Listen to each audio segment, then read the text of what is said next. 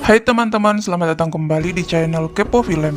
Di video ini, Mimin melanjutkan alur cerita dari film Perfect World. Tanpa menunggu lama lagi, kita masuk ke ceritanya yuk.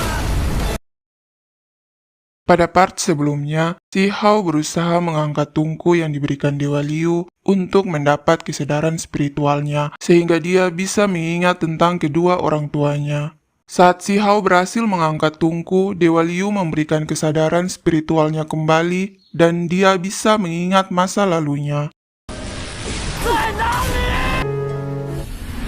Part ini dimulai di puncak gunung es. Kakek si Hao, si Songtian, membunuh anak Pixiu untuk menyiapkan pemurnian untuk si Hao. Hal itu membuat Pixiu dewasa marah dan hidup dan matinya tidak diketahui. Dan orang tua si Hao pergi untuk menemukan kakeknya.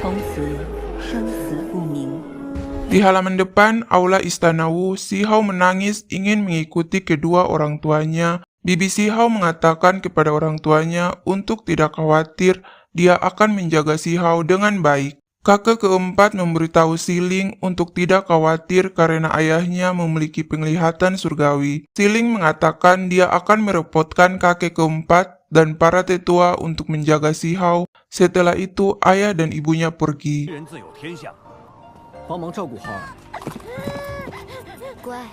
Bibinya menenangkannya dengan mengajaknya melihat Bangau Ciu. Si Yi menggunakan pupil gandanya untuk melihat bahwa tulang si Hao memiliki rune yang misterius dan tak terduga, dan ibunya menyadari si Hao terlahir dengan tulang tertinggi. Dia memberitahu Si Yi untuk tidak memberitahu siapapun. Bibinya memiliki rencana jahat.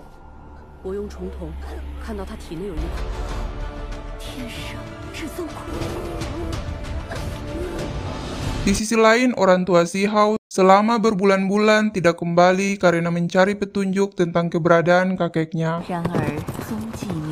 Di halaman rumah si Hao sedang bermain dan senang karena diajak untuk melihat Bangau Ciu oleh bibinya. Bibinya mengajaknya ke ruang bawah tanah Istana Wu. Di sana dia melakukan niat jahatnya.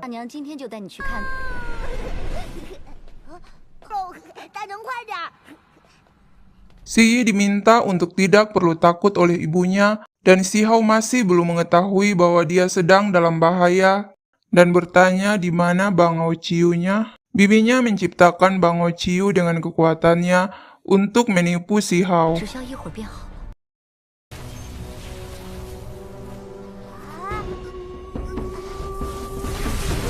Saat kekuatan itu menyerang tubuh si Hao, bibinya meminta suruhannya untuk mengambil tulang ganda si Hao. Bibinya mengatakan si Yi terlahir dengan pupil ganda dan ditakdirkan untuk dihormati, harta langka di dunia harus menjadi miliknya.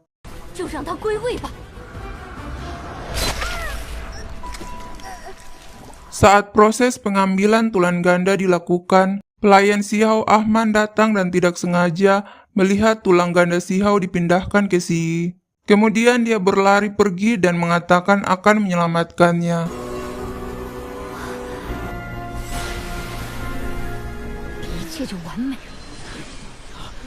Dan pencangkokan berhasil. Ibu si Yi mengatakan mulai hari ini tidak ada yang bisa menghentikannya melangkah ke puncak tertinggi.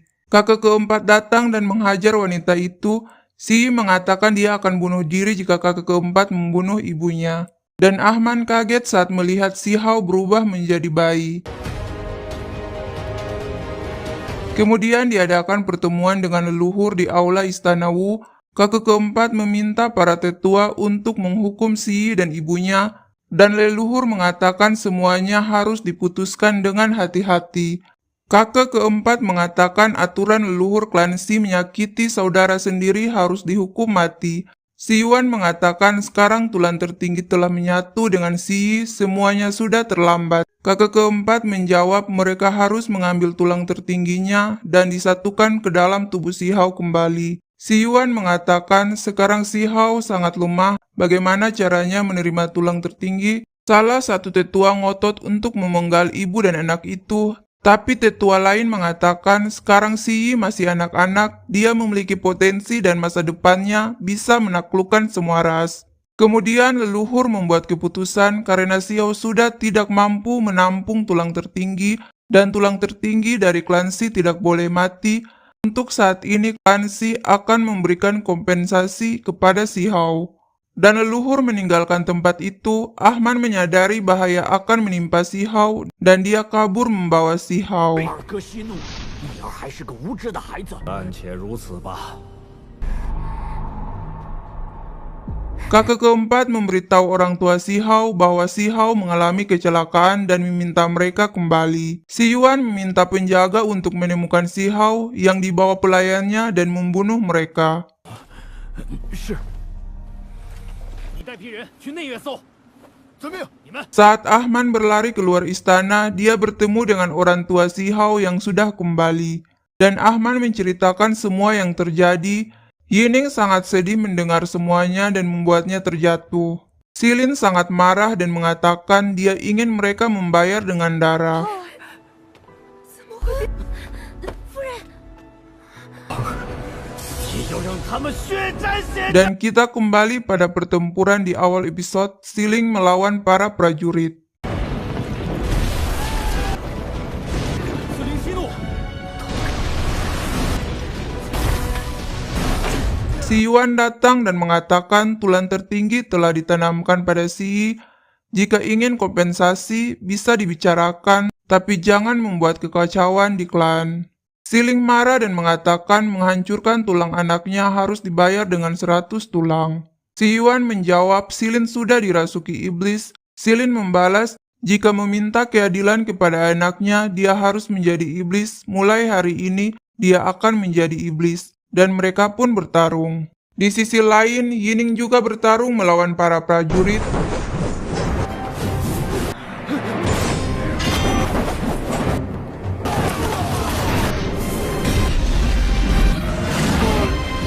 Si Yuan sempat dikalahkan Siling dan Si Yuan menyerahkan ibu Si Yi kepada Silin dan Si Yi melihat hal itu. Yining mengatakan kepada wanita itu, mereka sama-sama seorang ibu, bagaimana dia bisa melakukan hal itu kepada putranya? Wanita itu justru berkata semuanya salah Si Hao, anak lumpuh tidak seharusnya menumbuhkan tulang tertinggi. Silin marah dan membunuh wanita itu. Sebelum meninggal, wanita itu mengatakan seluruh klan Yu tidak akan membiarkan mereka pergi.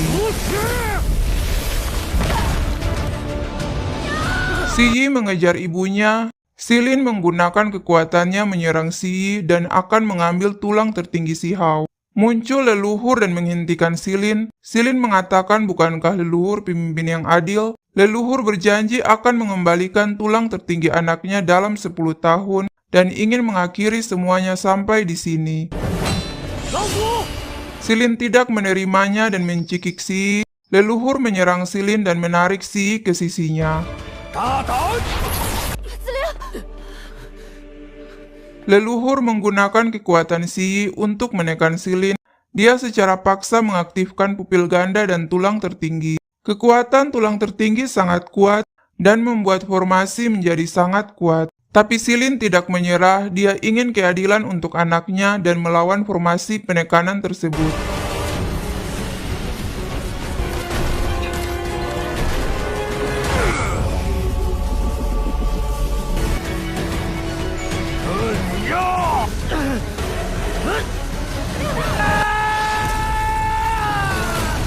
Si Hao sedih saat mengingat semuanya. Dia bertanya apa yang terjadi dengan orang tuanya. Yun Feng mengatakan mereka diasingkan ke tanah leluhur kedua kerajaan Si. Orang tuanya menemukan desa batu dan mengatakan desa batu adalah tanah leluhur yang sebenarnya dan Si Hao hanya memiliki kesempatan untuk pulih di sini.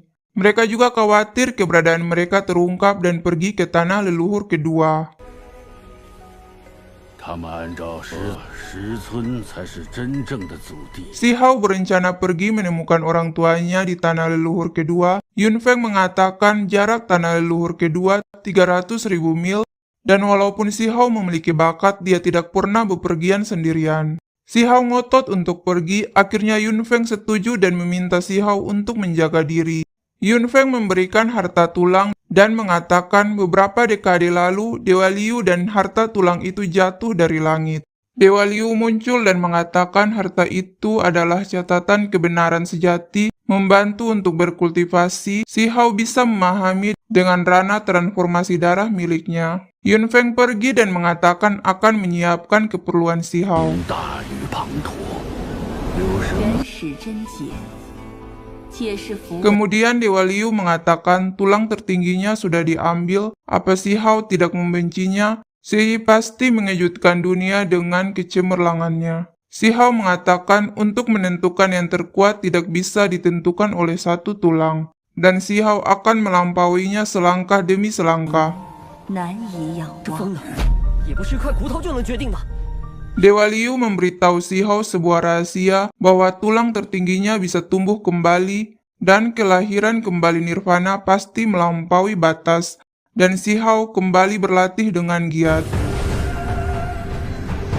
如今涅槃重生， Kemudian saat Si Hao di hutan, tiba-tiba muncul harimau yang terluka parah, tapi masih bisa menyerang Si Hao dan Si Hao berhasil mengalahkannya. 不过看样子，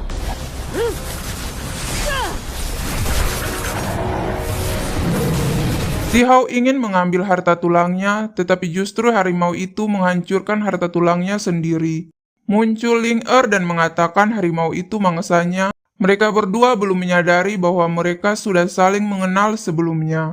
Mereka kembali berdebat tentang kepemilikan mangsa, dan Ling ingin memberi Si Hao pelajaran. Mao Qiu tidak ketinggalan mencoba mengejek.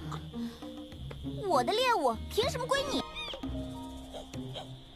Saat melihat keberadaan Mao Qiu, Ling menyadari bahwa Si Hao anak yang sempat bertarung dengannya untuk merebut Mao Qiu. Ling mengejek Si Hao dengan mengatakan si cebol yang suka minum susu hewan. Si Hao awalnya tidak mengenalinya, tapi saat Ling mengeluarkan sayapnya, dia langsung mengenalinya sebagai wanita naga api dan bertanya kenapa dia menjadi gemuk. Pertanyaan yang salah, bro. Ling marah dan mulai menyerang Si Hao, dan mereka mulai bertarung. Mao Qiu dengan santai menonton pertengkaran mereka.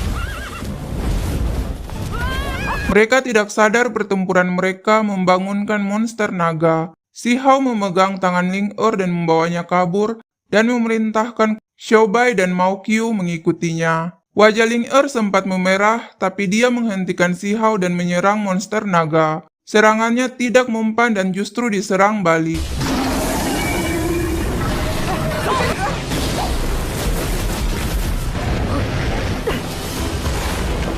Kemudian Si Hao bertarung dengan naga itu dan berhasil mengalahkannya. Tapi karena dia terlalu berlebihan menggunakan kekuatannya, membuatnya pingsan. 太勉强了。 Si Hao perlahan-lahan sadar, dia melihat wajah ibunya, tapi saat dia benar-benar sadar ternyata Ling yang ada di depannya. Ling memintanya meminum telur keturunan burung ilahi. Si Hao menolaknya, dia mengatakan dia berjanji pada Siun tidak akan makan cairan telur. Ling bertanya Siun siapa? Si Hao mengatakan mereka tumbuh bersama, Siun memiliki mata besar dan suara bagus. Ling cemburu mengatakan apa hebatnya Siun, dan tidak ingin mendengarnya. Si Hao bingung dan mengatakan bukannya Ling bertanya tentang Siun. Saat Ling memaksa Si Hao meminum telur, Si Hao tidak sengaja membuat telur jatuh. Melihatnya, Ling langsung menangis. Mao Qiu menjelaskan saat Si Hao pingsan, Ling mencari telur itu. Kemudian Si Hao meminum telur itu dan mengatakan telurnya enak, tapi dia merasa ada yang kurang, yaitu bumbu spesial yang dibuat Yun Feng, dan Si Hao meminta Ling untuk mencobanya. 爷爷特制的烧烤调料包，不管是烤肉还是…… Xiaobai dan Mao Qiu juga ikut memperebutkan telur itu. Tanpa mereka sadari, telur itu menarik perhatian sang induk. Burung itu marah dan menyerang hutan. Si Hao dan Ling menunggangi Xiaobai, lari menghindari serangan burung. Si Hao bertanya kenapa burung itu tiba-tiba menyerang mereka. Ling mengaku mungkin karena mereka memakan telur burung itu.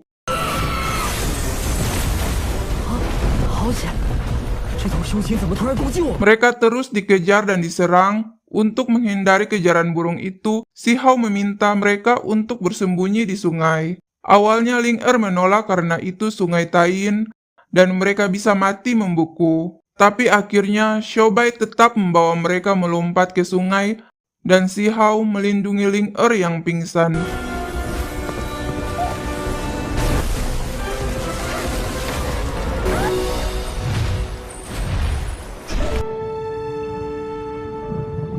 Teman-teman, ini adalah part kelima dari alur cerita film Perfect World. Apabila ada saran, kritik, dan ingin membuat alur cerita film lainnya, boleh komen di bawah ya. Jangan lupa like dan subscribe. Sampai jumpa di video selanjutnya.